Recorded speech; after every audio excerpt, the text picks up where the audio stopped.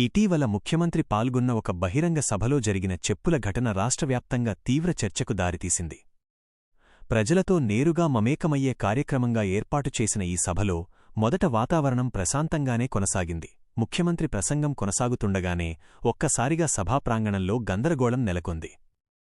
ప్రత్యక్ష సాక్షుల ప్రకారం జనసమూహం మధ్యనుంచి అకస్మాత్తుగా చెప్పులు వేదికవైపు విసిరిన ఘటన చోటు చేసుకుంది. ఆ చెప్పులు ముఖ్యమంత్రిని లక్ష్యంగా చేసుకున్నవేనన్న అనుమానం వ్యక్తమవుతోంది.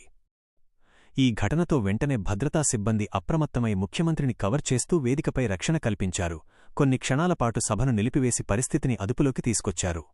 ఈ ఘటన జరిగే సమయానికి వేదికకు సమీపంలో ప్రజలు ఎక్కువగా ఉండటం, భద్రతా వలయం పూర్తిగా కట్టుదిట్టంగా లేకపోవడం వంటి అంశాలపై కూడా ఇప్పుడు ప్రశ్నలు లేవనెత్తబడుతున్నాయి.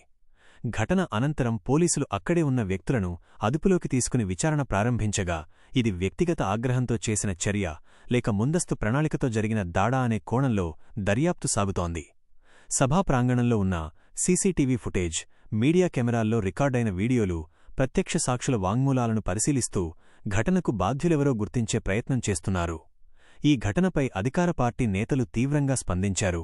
ప్రజాస్వామ్య వ్యవస్థలో ప్రజలకు తమ అభిప్రాయాలు వ్యక్తపరిచే హక్కు ఉన్నప్పటికీ ఇలా చెప్పులు విసరడం వంటి హింసాత్మక చర్యలు ప్రజాస్వామ్య విలువలకు విరుద్ధమని వారు వ్యాఖ్యానించారు.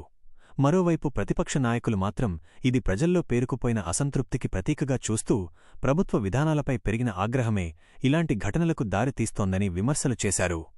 ఈ ఘటన తర్వాత ముఖ్యమంత్రి భద్రతపై మరింత చర్చ మొదలైంది. ముఖ్యంగా బహిరంగ సభల్లో వీఐపీ భద్రతా ప్రమాణాలు సరిపోతున్నాయా అనే అంశంపై పోలీసు ఉన్నతాధికారులు అంతర్గత సమీక్ష నిర్వహిస్తున్నట్టు సమాచారం.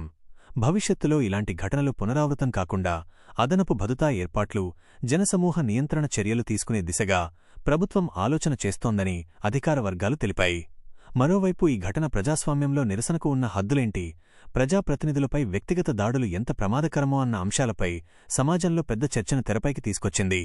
నిరసన అనేది శాంతియుతంగా, చట్టబద్ధంగా ఉండాలన్నది న్యాయ నిపుణుల అభిప్రాయం కాగా, ప్రజాప్రతినిధుల భద్రతను నిర్లక్ష్యం చేస్తే దాని పరిణామాలు ఎంత తీవ్రమై ఉంటాయో ఈ ఘటన మరోసారి గుర్తు చేస్తోంది.